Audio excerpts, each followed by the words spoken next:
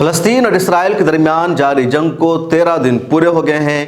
ان 13 دنوں میں اسرائیل کا حملہ غزہ پٹی پر لگاتار جاری ہے، بے گناہوں کو مارا جا رہا ہے، بچوں کا قتل کیا جا رہا ہے، عورتوں کا قتل کیا جا رہا ہے۔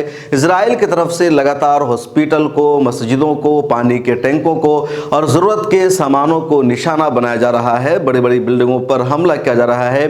پچھلے 13 دنوں کی جنگ میں غزہ پٹی اور فلسطین سے تعلق رکھنے والے تقریباً 3400 سے زیادہ بے گناہوں کی موت ہو چکی ہے۔ دوسری طرف حماس کی طرف سے بھی اسرائیل پر راکٹ داغے جانے کا سلسلہ جاری ہے، یہ تیزی سے بڑھتا جا رہا ہے اور اب تک تقریباً 1500 سے زیادہ اسرائیلیوں کی بھی ہلاکت ہو چکی ہے۔ خبریں یہ بھی آ رہی ہے اسرائیل کی 75% فصلیں بھی تباہ ہو گئی ہے، تو اسرائیل کو بھی کہیں نہ کہیں نقصان کا سامنا کرنا پڑ رہا ہے۔ اس بیچ اسرائیل کی طرف سے لگاتار زمینی حملہ کرنے کی دھمکی دی جا رہی ہے، لیکن ابھی تک اسرائیل کی فوج نے غزہ پٹی پر زمینی حملہ نہیں کیا ہے۔ اسرائیل کی فوج یہ کہہ رہی ہے، IDF کا یہ کہنا ہے کہ ابھی موسم اچھے نہیں ہیں، حالات اچھے نہیں ہیں، ہماری فوج سرحد پر تعینات ہے، ہم جلد ہی حملہ کرنے والے ہیں۔ حماس کے رہنماؤں کا کہنا ہے کہ ہم ہر حملہ کے لیے تیار ہیں، اگر زمینی حملہ ہوگا تو اس کا بھی ہم کھل کر مقابلہ کریں گے۔ اس بیچ ایک بڑی خبر آئی ہے اور دراصل اسرائیل کے IDF نے یہ دعویٰ کیا ہے کہ اس نے رات کے حملہ میں حماس کے کئی اہم سربراہوں کو، کئی اہم کمانڈروں کا قتل کر دیا ہے، لیکن حماس کی طرف سے ابھی تک اس کی تصدیق نہیں ہو سکی ہے۔ اسرائیل کی طرف سے یہ دعویٰ کیا جا رہا ہے کہ رات کا جو حملہ ہوا اس میں سرنگوں کو نشانہ بنایا گیا، جو خفیہ ٹھکانے تھے، جو چھپنے کی جگہ تھی، ان سب کو تباہ و برباد کیا گیا ہے اور اس حملے میں بڑی تعداد میں حماس کا نقصان ہوا ہے، اس کے سربراہوں اور کمانڈر کا قتل ہوا ہے، لیکن حماس نے فی الحال اس کی تصدیق نہیں کی ہے۔ حالانکہ 2 دن پہلے کے حملہ میں حماس کے 2 اہم لیڈروں کا قتل ہو گیا تھا، جس کی تصدیق حماس نے بھی کی تھی، جو ایک ضلع کی حیثیت سے یونٹ کے ذمہ دار اور سربراہ تھے۔ تو فی الحال دونوں ملکوں کی طرف سے تصادم جاری ہے۔ اس بیچ لبنان کی طرف سے بھی حزب اللہ کا حملہ لگاتار ہو رہا ہے۔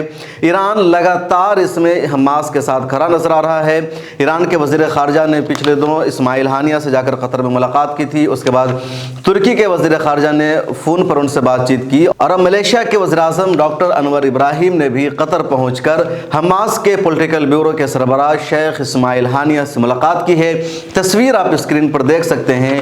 تو اس طرح کہیں نہ کہیں مسلم دنیا کے کچھ ارکان کھل کر کے اسماعیل ہانیہ سے ملاقات کر رہے ہیں، کچھ خاموشی کے ساتھ ان کا سپورٹ کر رہے ہیں۔ دوسری طرف اسرائیل کا سپورٹ کرنے والے بھی کھل کر اس کی حمایت کر رہے ہیں۔ امریکہ کے 3 اہم سربراہوں نے اسرائیل پہنچ کر ملاقات کی ہے، پہلے ان کے وزیر خارجہ اینٹونی بلنکن، پھر ان کے وزیر دفاع اور اب امریکی راشٹرپتی صدر جو بائیڈن خود وہاں گئے تھے، جو واپس امریکہ جا چکے ہیں۔ اور اب خبر آ رہی ہے کہ برطانیہ کے وزیر اعظم رشی سونک بھی آج اسرائیل پہنچ رہے ہیں۔ اس کے علاوہ جرمن کے چانسلر نے بھی اسرائیل پہنچ کر اپنی حمایت واضح طور پر پوری دنیا کو دکھائی تھی۔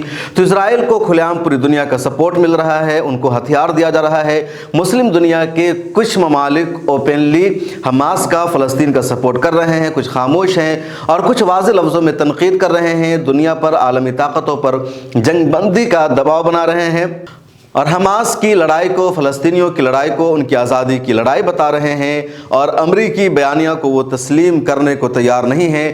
امریکی صدر جو بائیڈن جب اسرائیل آئے تھے تو ان کی ایک میٹنگ عمان میں مسلم ممالک کے سربراہوں کے ساتھ بھی طے تھی، لیکن مسلم ممالک نے اس میٹنگ کا بائیکاٹ کیا اور اپنے طے شدہ دورہ سے پہلے ہی جو بائیڈن کو واپس امریکہ جانا پڑا ہے۔ اس ویڈیو میں اتنا ہی، پھر ملاقات ہوگی۔ ملت ٹائمز کو آپ کی ضرورت ہے، ہماری آپ مالی مدد کریں۔